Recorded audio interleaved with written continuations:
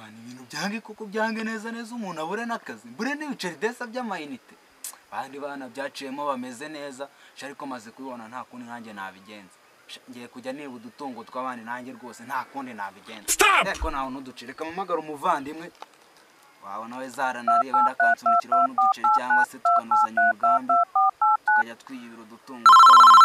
Salama bro. Fresh G. Meze bite man? Meze sawa man.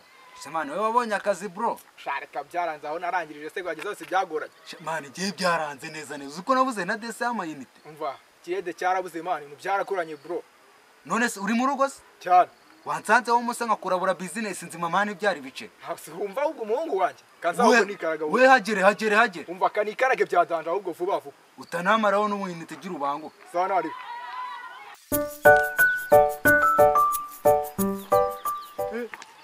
Meze bite umuhungu? Fresh G.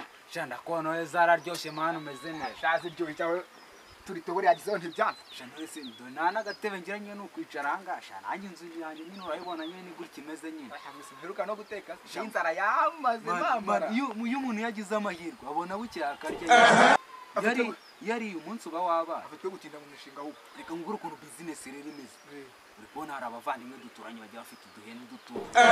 Utwo dutungo rero nanjye rero nta kindi ngomba kwiyemeza uretse kutumara mwishakira uduceri.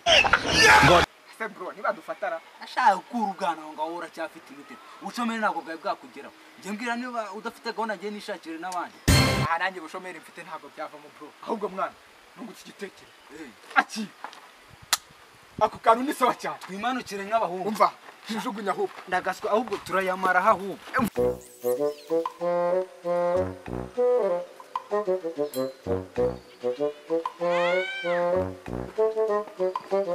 Bro chunge neza batadufata.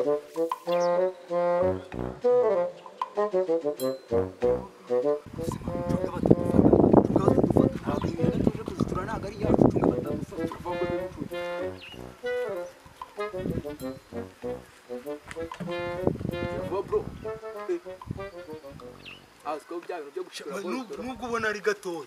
Iyi ngiyi ni 70 man. Iyi ngiyi ni 70 sugere. Iyi ngiyi ni 70. Umva afite Umuya bitudahura na nyira. Ihene zaranabuze ku isoko man.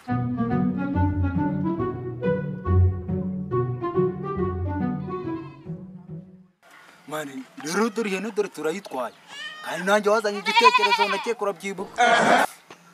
Ngiye yibagiza ni ihene tuyitwaye niba ari 70 urafata inoti ya 5. Ngiye wazanye igitekerezo.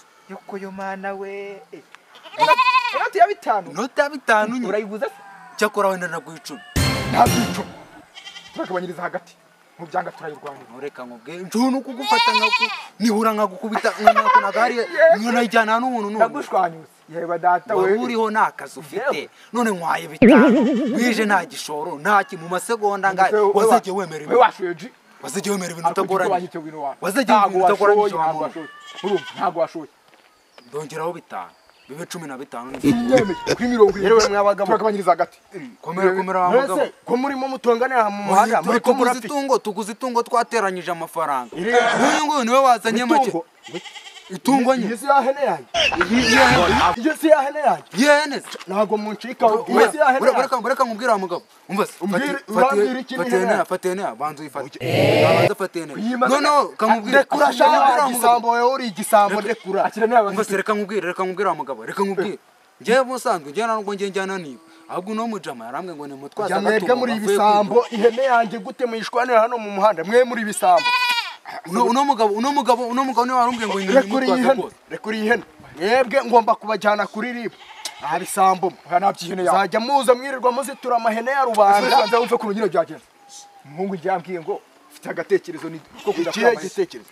Kwiba amahene. Yazanye igitekerezo ujya kwizitura.